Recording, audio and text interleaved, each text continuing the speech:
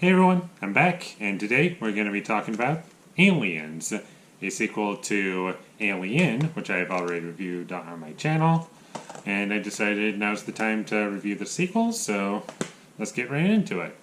This movie takes place after the events of Alien, and Ripley, played by Sigourney Weaver, is woken up after she's been in cryosleep, and she realizes that she's been asleep for, I believe, like 53 years or 57 years, I can't remember. It's one or the other. And now she's basically telling everyone that what happened, and they don't believe that an alien terrorized the ship because apparently they say that they've been at the planet that they visited, which was LV-426, and they found no trace of alien life. And Ripley gets her license revoked, and the only way that she can get it back is to go with a crew that's basically out there, and their job is to go to LV-426 and destroy anything that's there that would be considered alien life. That's basically what the movie is. It's an action movie, not really a horror movie. It's a different direction, but I think it still works. So what do I like about this movie? It's got really great acting and really fun characters.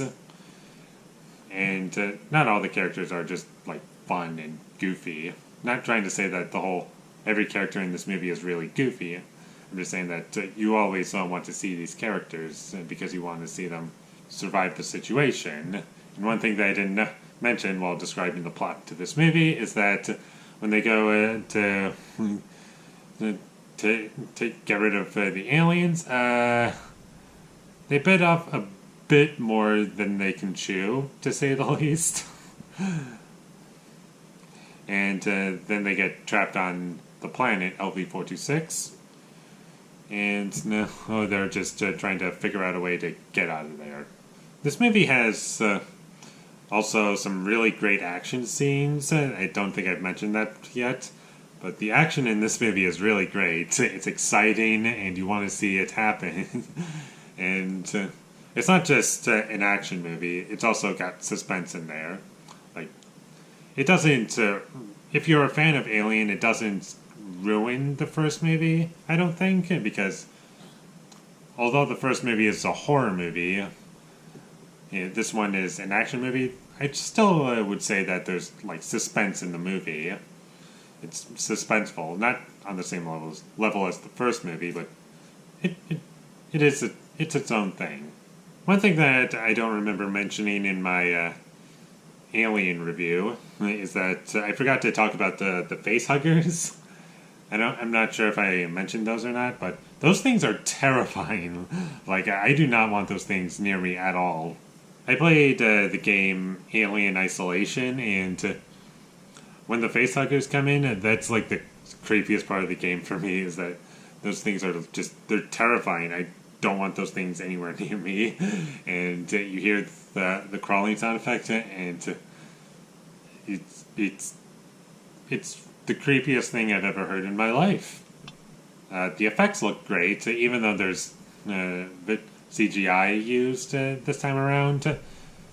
It's used sparingly, so I can kind of forgive it. And the design for all the aliens, the facehuggers, and the actual creatures themselves, xenomorphs is what they're called.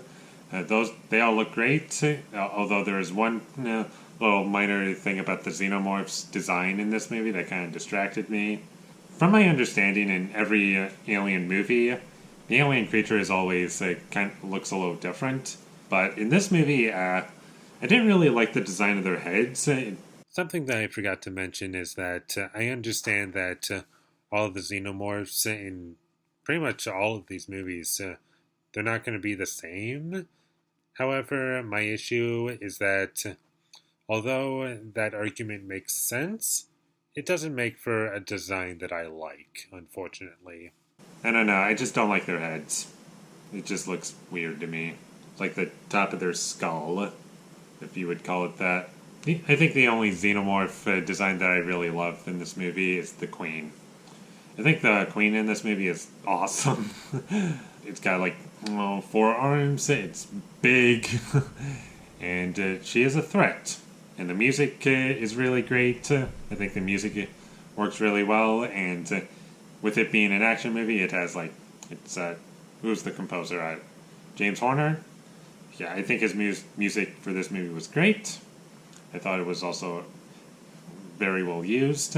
There's a character in this movie called Newt. I like that character a lot. I think the dynamic between Newt and Ripley, I think it might be my favorite part of the movie. It was the part I was the most engaged with. And it gave her something that I didn't quite get in the first movie. It was like a really strong character. Not to say that I didn't like her character in the first movie. I'm just saying that it gave her something that I really liked here. In terms of issues, I would say the first 30 minutes I wasn't really that connected to it. But once we got to the first action scene of the movie, that's when it really started to work for me. And there's some things that I thought were kind of ridiculous and stupid. Like there's a dream sequence at the beginning that I didn't really like. But aside from those first 30 minutes, I think the movie was very well paced. And speaking of pacing, or runtime, this movie has 2 versions, like the first Alien. I think the first 4 have 2 versions. So it's like, what's it called? Special Edition.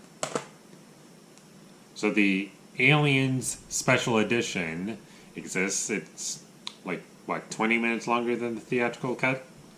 So it goes from 2 hour 15 minutes to over 2.5 hours long. And I have seen both versions, and I don't know, I really don't have a preference of which one I like better. Because in the special edition, it does add in scenes that I do really like, but I don't know. I'll have to rewatch the special edition again to really know the answer to that. Before I give you my rating, I should answer the question, do I prefer Alien or Aliens? I prefer Alien to this movie. And the reason for that is because the first movie connects with me more. And while I do think this movie is great, when I'm thinking about iconic scenes from this series, I'm thinking of the first movie and how it just really affected me, and the great characters that I really loved, and how the atmosphere and the slow burn. I love all that. And I'm always going to be thinking about that when I think of the series as a whole.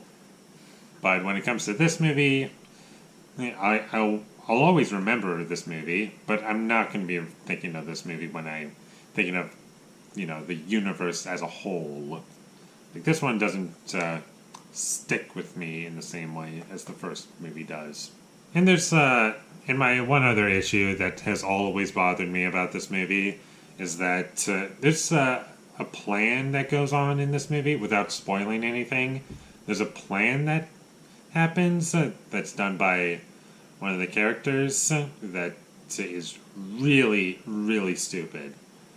And I get it, but and I understand why this character did it. It's just, I don't understand how they pulled it off. It just makes no sense to me. So yeah, those are my thoughts on Aliens. I think it's a great follow-up to Alien. I think it does a great job at being its own thing and not completely destroying, as a fan of the first movie, it doesn't destroy the first movie at all.